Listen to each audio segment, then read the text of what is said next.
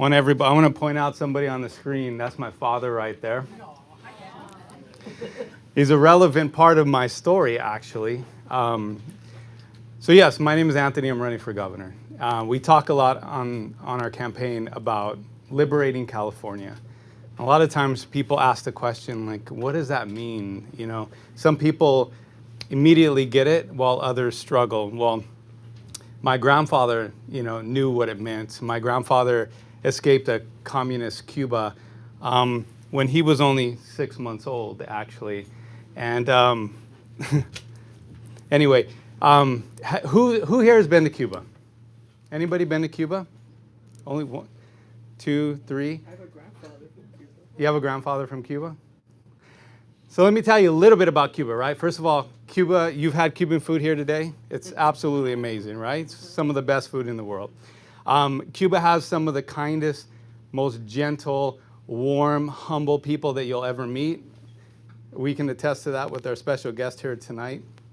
Cuba is one of the most photographed places on the planet. The people, if you smoke cigars, you know how wonderful their cigars are. You know about the Cuban rum. But why would my grandfather leave such an incredible place? He had family there. They have roots there.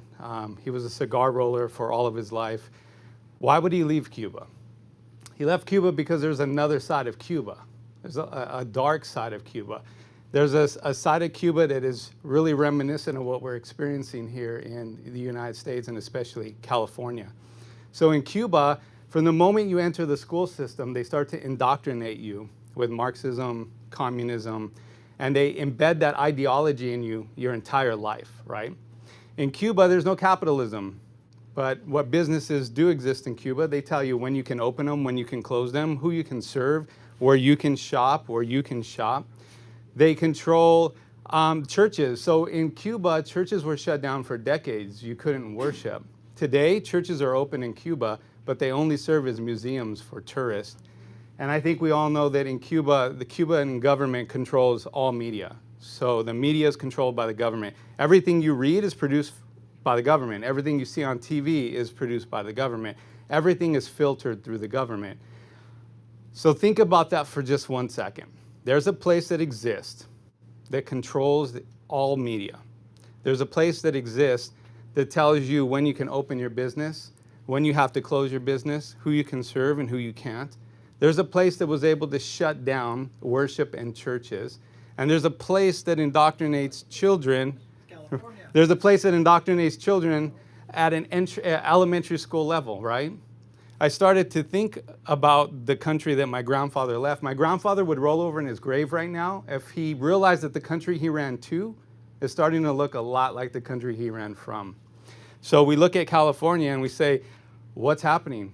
Not just in California, but across America. And this whole, there are a lot of people, when you talk about communism, they think that we're overreacting, that couldn't happen here, but it starts somewhere. It starts with a whisper. It starts small. It starts with you being okay with some of these changes and giving up some of your freedoms. And it starts with just one idea, and then we get accustomed to it and submissive to it. And nowhere is that more evident than with the Hispanic community and the minority community. The government is set up to basically keep the minority communities oppressed, completely dependent on the government. If we can get the minority communities dependent on the government, they're not going to slap the hand that feeds them. And then it keeps that spirit of oppression prominent. So what do we do? What do we do about it? Well, we need to start by getting behind candidates that understand the importance of fight, that understand the importance of conflict. We're sending sheep into the snake pit, and we need to be sending lions. We need to get behind candidates that reflect more of what California is about. So my wife and I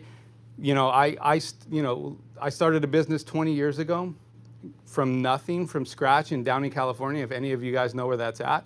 I started a business with nothing, small 200 square foot room, the size of that room back there, and built that company up over the last 20 years to be one of the fastest growing privately held companies in America, 2 years in a row as named by Inc. magazine. I have family here. I have friends here. We have a whole ecosystem here. In California, America is the greatest place on the planet to live. California is the best place in America to live, why would we leave? Why would we leave?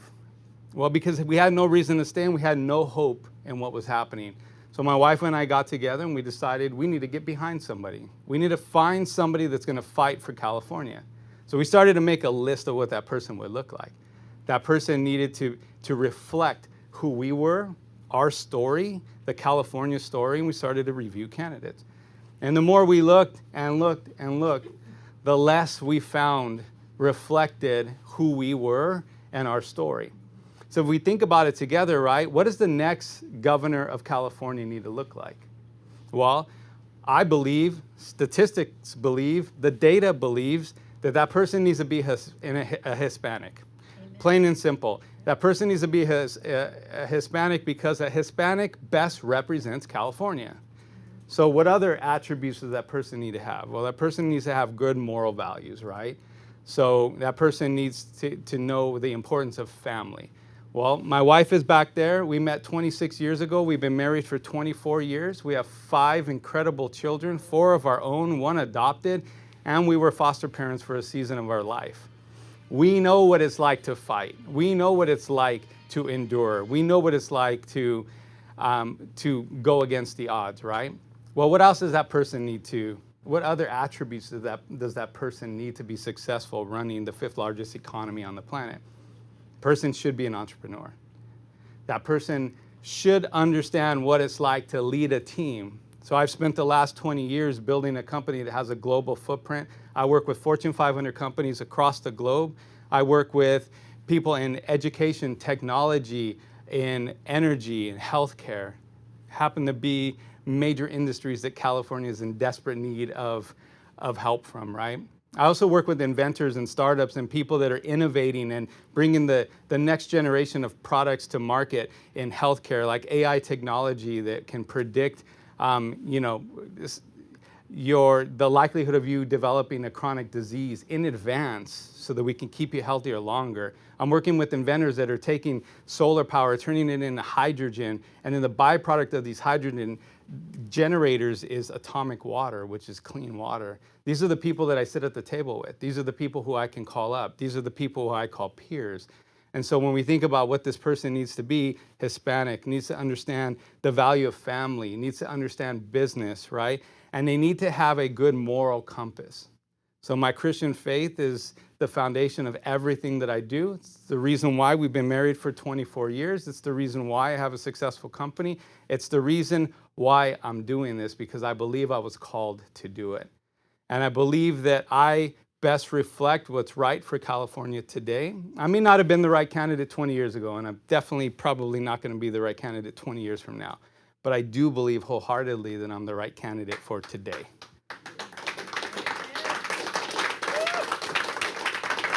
So if let's see if we align, right? So that all sounds good, but we have to align on principles and policies as well. And I think that we do. And if everybody could just kind of raise their hand for a second. Normally I would have you stand, but I'm going to have you raise your hand. So if everybody just raise their hand for a second, right? It's painless. Keep your hand up, all right? We're just going to do what's called a social experiment to see how closely we are aligned on the things that matter to California. So keep your hand in the air if you believe that all businesses are essential to the people that they employ and the communities they serve. Keep your hands in the air if you believe that churches are essential, should never be closed, and should remain open, especially in a time of crisis.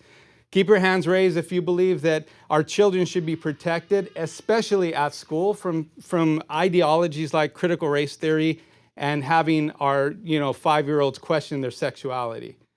Keep your hand in the air if you believe that healthcare decisions should be made at the kitchen table and not in Sacramento.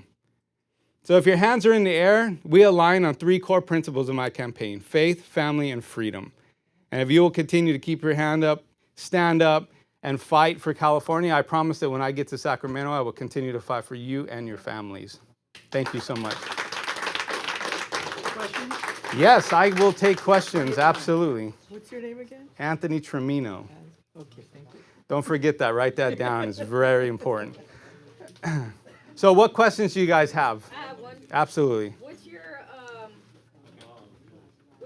opinion on what's going on at the border There's a lot going on the border. You have a specific, as far as my position on borders, my grandfather came to this country legally. My grandfather followed the rules of this country, became a U.S. citizen, as did my father, who was born in Cuba and came when he was 6 months old. Hey, I believe even heaven has gates. And there is a process to get to heaven. There should be a process to get into California. Look, heaven is open for all. I believe that the United States and California should be a welcoming country and a welcoming state, but there should be rules and protocols, and I will follow them. So my question is, our biggest crisis we're facing right now, particularly in Los Angeles, is homelessness. Yes. And we have a problem within our law enforcement agencies. LAPD does not. They stand down in order to take care of the homeless on Venice Beach. And then we have our sheriff,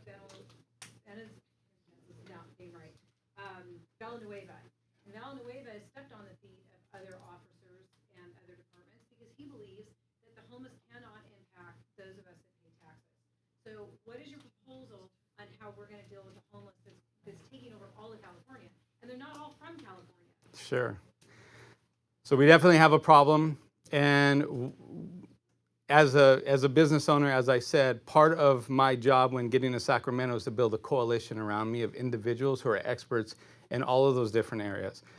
But homelessness has been something near and dear to my wife and I's heart for years. And so first and foremost, on day one, what I won't do is use your tax money to reinvent the wheel. There are organizations from San Diego to Sacramento right now, mobilized with people, feet on the street, with social workers, mental health workers, ready to clothe and feed the homeless and address the problem today.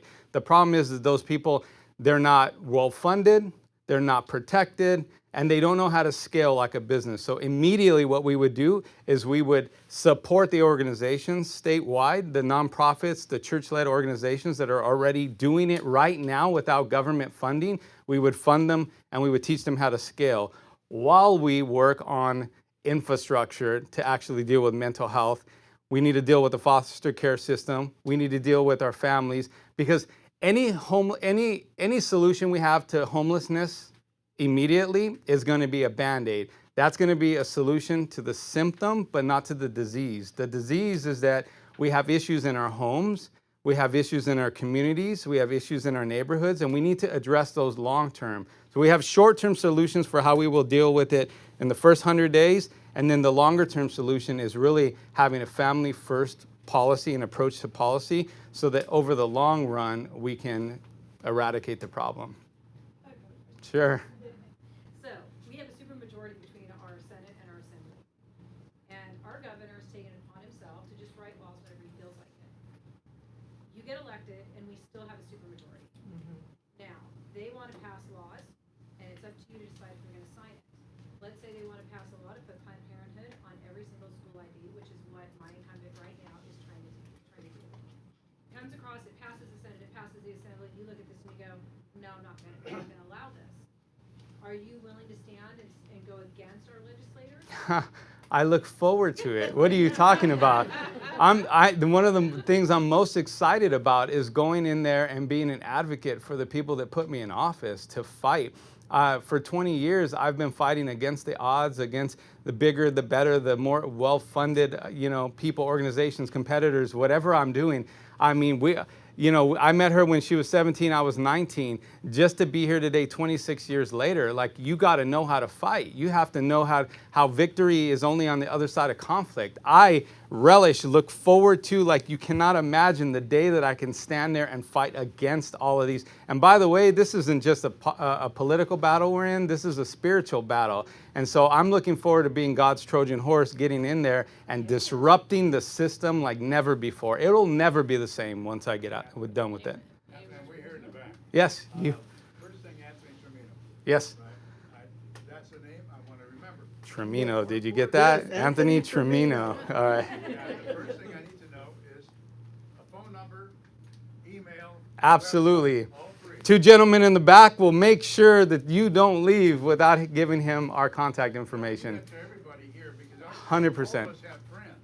I hope you All do. of us can copy it and send it to Absolutely. And the people on the screen. That's what we need to do. By the way, the only way, so I've met with political strategists, people who have been around, worked on Reagan's campaign, worked on Schwarzenegger's campaign, and they all tell you the same thing, right? They all want to talk to you about traditional math. This is how it's going to work. This is the only way you can win. It's about name recognition. It's about this, that, and the other thing. Well, you know what?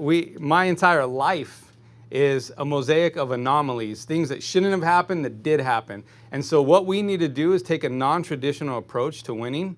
And so it's going to take we call it the whisper, which is every one of you whispering to everyone you know and getting them to activate everyone they know. Because what we believe is that we can create a movement that is so big, so powerful, and flies so far under the radar that by the time they see us coming, it's going to be too late to stop us.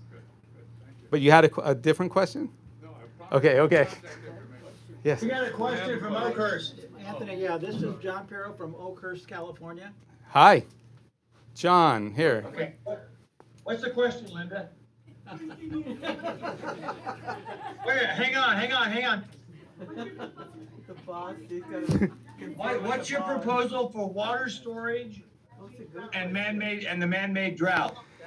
Yeah, so like I said earlier, so one of the major problems that we're going to tackle is water, right? So building reservoirs, of course, looking at non-traditional ways, but like I said, it's about innovation. So we've given our politicians enough time to try and figure it out on their own, and they have failed us miserably, right? It's time to bring in innovation, inventors, creators, companies that are doing this on scale. So the company that I was talking about that I'm working with actually developed a technology to harness solar power, but in a way that makes it 99% effective.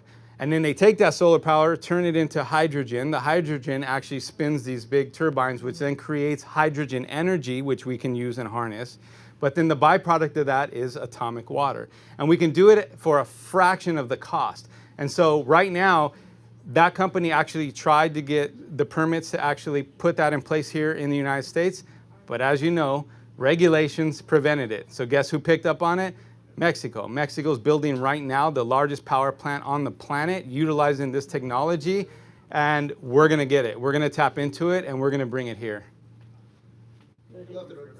My name is Marco Juarez. Hi, Marco. I have a big questions. If we elect as a governor, what you gonna do to help victims of crimes, especially since the police is not doing that much because all the politicians what they're doing. As a father, my son was killed 2006. My son-in-law, February 6th, he was killed, and the government these people, those gang members, criminals. What are you gonna do to help us to end all this, all the killing? Sure. Well, first and foremost, I'm sorry about your loss. That is a byproduct of a country and a state that is losing its soul, right? We've taken God out of everything, and we've put in place anger, and we put division, and so we're more a divided country than ever before, right? So first and foremost, I'm extremely pro-police. I believe in our men and women in uniform. I believe that the majority of them have good hearts. Their intentions are good, and that they serve each and every day to protect, as they should. But especially my son-in-law, February 6th, he was a Navy sailor. He was brutally killed. And these people are still alive. We don't have the money to pay $25,000, $50,000 to get someone to count these people. With looking for justice. Mm-hmm. Two grandkids, they lost their father. They got married in November last year, not even 3 months. And they killed my son-in-law. We need justice. Sure. I've been trying to reach all over. I called Coward, Newsom. He never answered the phone. If I call you to ask your help, you gonna answer the phone calls or not? So the easy answer to that is that my history, my family, we grew up in the inner cities. My father's business right now exists in South Central LA, right next to the projects. We understand what those communities are like. We understand the hardships that they face. We understand that we need more policing. We need better policing. We need stricter laws. I believe we need to be a state of laws, and we need to be incredibly strict. We need to punish at a level that basically sends a message that doesn't work here. It won't be tolerated. That we need to be harder on those type of crimes and criminals that are committing those type of crimes.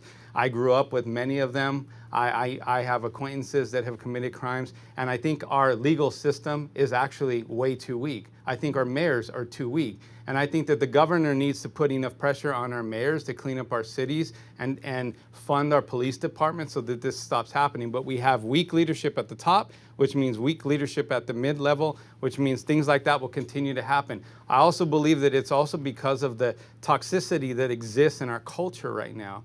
Everything is meant to divide us, and I believe that there's more that unites us than divides us. And I think that we need to change the narrative here in California, so it's no longer about identifying those things that make us different, but finding those things that bring us together. So that and my wife is a huge advocate for human rights and human trafficking, and her heart is for these type of situations and hardships, and you would have an advocate in us. That I can promise.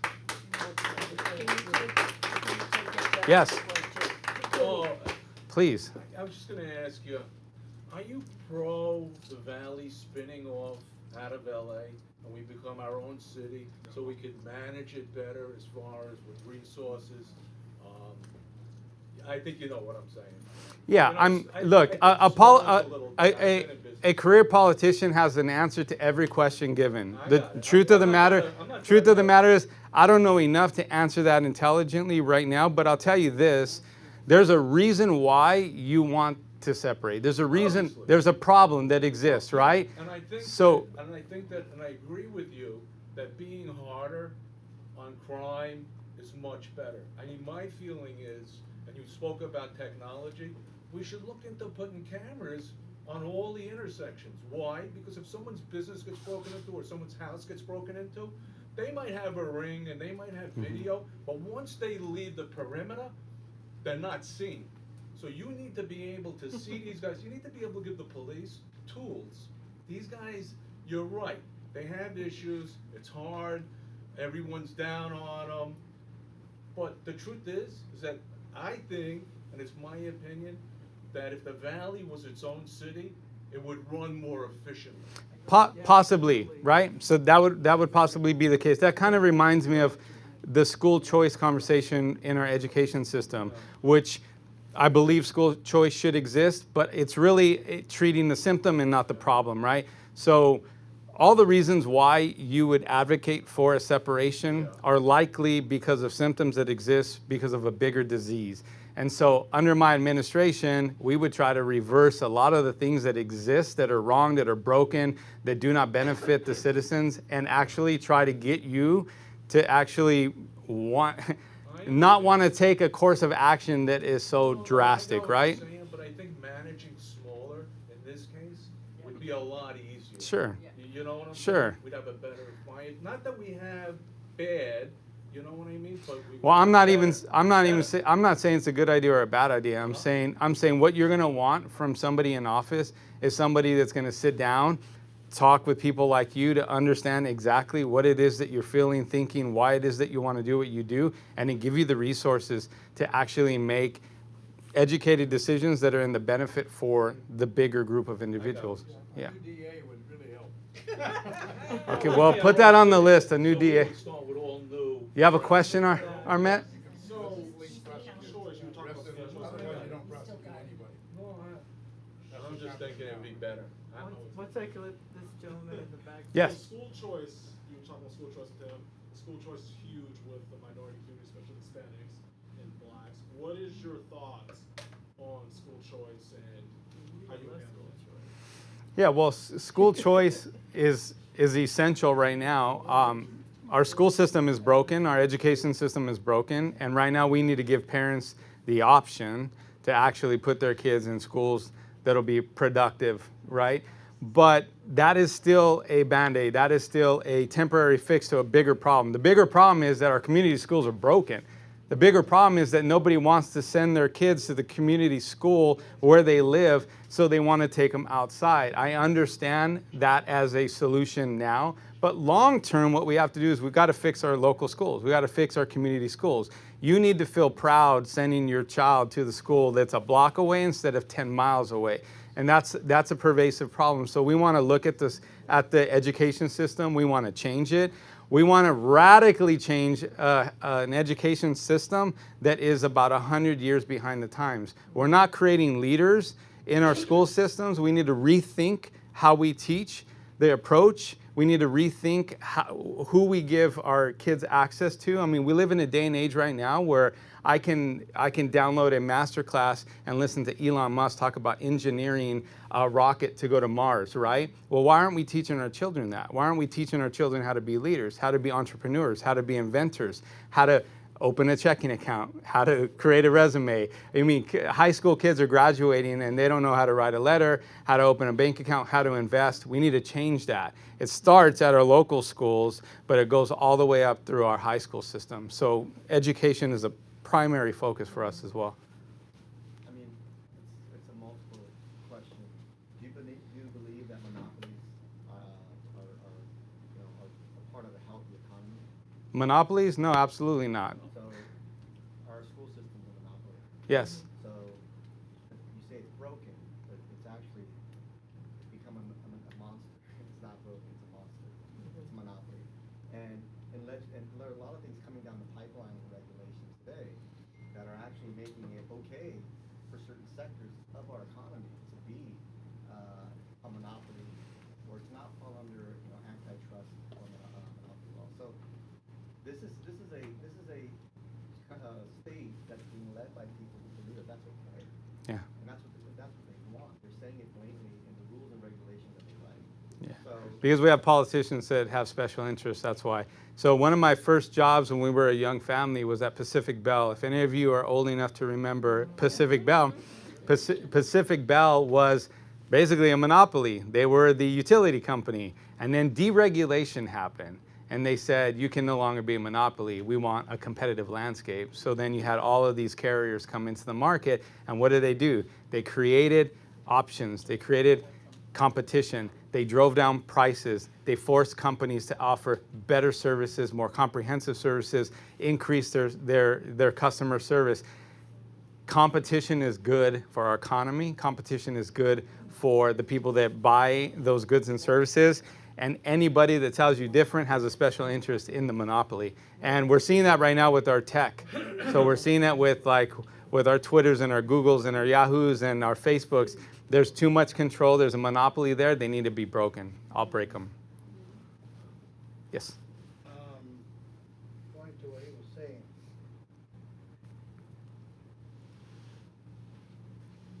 You are correct. Competition is the key. Mm-hmm. And school choice is competition. Because if you can take your child Anywhere. and his money Yep. to the school of your choice, Amen. guess what? And that's what we're talking about here. We're talking about your child. You should not be paying $1,300, $1,500, whatever it takes for a child to be in public school when he's not sitting there. Yeah. When you're homeschooling, yeah. Or he's in a private school. Yep. That money should go to you on a voucher so that you can take that voucher to the private school and Offset some of that cost. And that Yeah. will lower the cost of the private school. Here's the deal.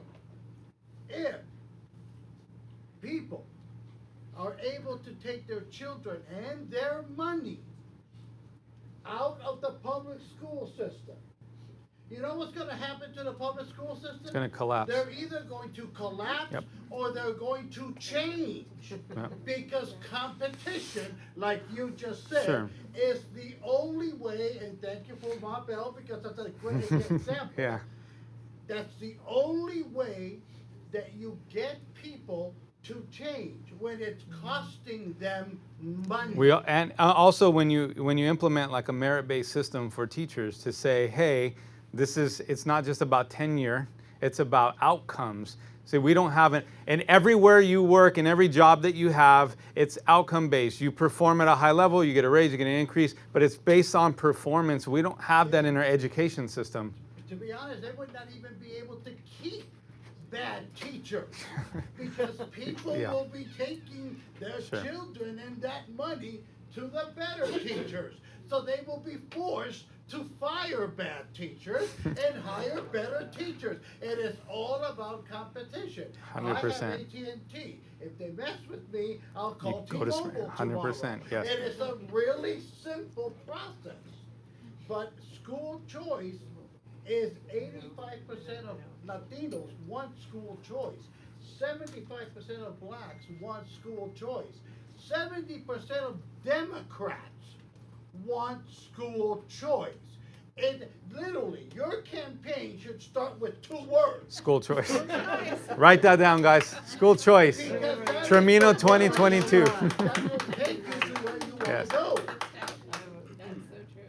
Thank you for your passion. Appreciate it. Yes. Would you support and consider creating a cohesive water management, appointing a water czar? 100%. Water czar, energy czar, education czar, 100%. I was having this conversation yesterday. The solution for California is not one individual. The solution for California is one individual that knows how to get surrounded by another group of individuals that can collectively, the sum of them are better than them separately, right? And so that's what I'll do. But that's what I've been doing as an entrepreneur for 20 years. I know how to get the right people into a room, making good decisions and pushing something forward. So, yes.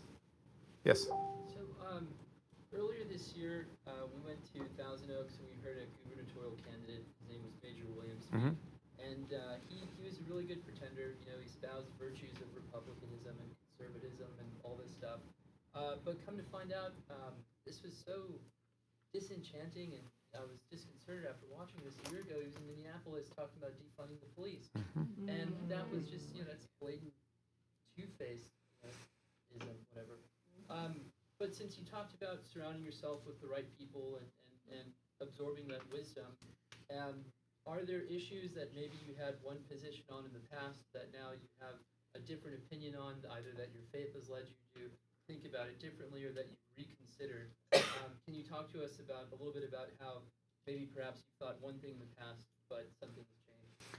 Well, thankfully, because I've been a Christian my whole life and born again when I was 12, and then have had amazing life encounters my entire life, I've always seen the world through that perspective and lens.